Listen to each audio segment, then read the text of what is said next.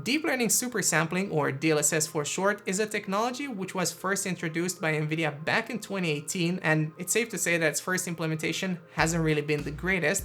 However, fast forward to today, well, a lot of RTX 20 and RTX 30 series users, like myself, are now making good use of the second iteration, that of course being DLSS 2.0, in the key select games that currently support it to get some extra bit of performance. And luckily, that list also includes Cyberpunk 2077, and if you have tried playing that game without the DLSS turned on, then you probably know that it runs like hot garbage, and that's not because of the many bugs it has. But that's besides the point. Right now, I'd like to tell you that I am personally a strong advocate of DLSS, and I have previously made that statement before, and I stand by it, but I was really sad that not a lot of games were able to implement DLSS, and that's because NVIDIA needed to give game developers permission to implement it, but that is going to change starting today because they have made the DLSS available through the Unreal Engine marketplace, and I'm really excited that this is happening right now.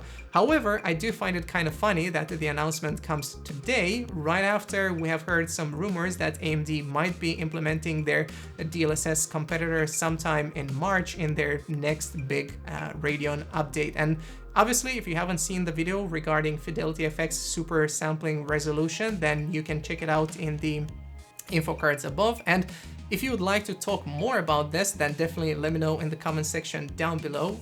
Are you really interested in DLSS becoming more widespread in the games that are going to be launching starting this year, starting next year perhaps, because I don't really know how long it's going to take game developers to implement DLSS, because obviously there is a huge process going on at the moment and probably a learning curve as well. Now, I would just like to point out that in order to make use of DLSS, you are going to require to have an RTX 20 or RTX 30 or maybe RTX 40, you know, all of these graphics cards that are going to be launching in the future. And that's because in order to make use of DLSS, you're going to have access to Tensor cores. So sadly, if you are a GTX 10 series users or an older GPU user, you're not going to be able to make use of RTX.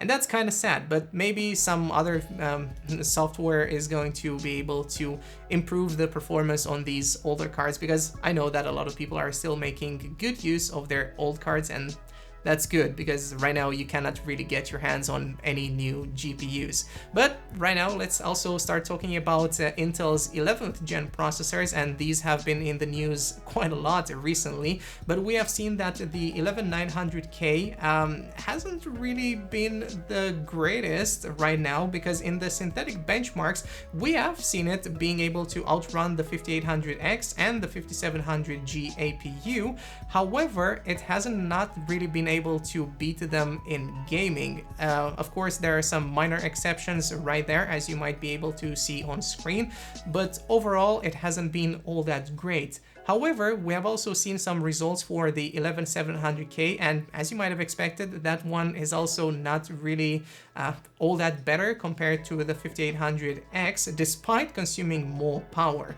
Now, the results come courtesy of Lab 501, which have previously worked with bigger names in the industry, so I can wholeheartedly recommend you guys check their website after you're done watching this video. But long story short, we have seen that the 11700K, and this obviously has been an engineering sample, has only been able to get 1 to 2% better results compared to the 5800X, and obviously these results might improve with future BIOS updates and driver updates, because we are dealing with an engineering sample right here. But I don't really expect that the performance is somehow going to magically be 50 or 80% better. Much rather, I would expect to see a 3 to 5 or 5 to 8 performance boost whenever these CPUs are going to launch. But I also personally find it really weird, yet again, that Intel is going to be launching Rocket Lake this year, and then later this year we're going to see their 10nm Alder Lake CPUs, which I have previously covered in the videos that I have done on my channel, so definitely check them out if you're somehow interested. And right now, I would also like to know, yet again, what is your opinion regarding Rocket Lake? Do you think it's somehow going to be better than AMD's current offering, so Ryzen 5000?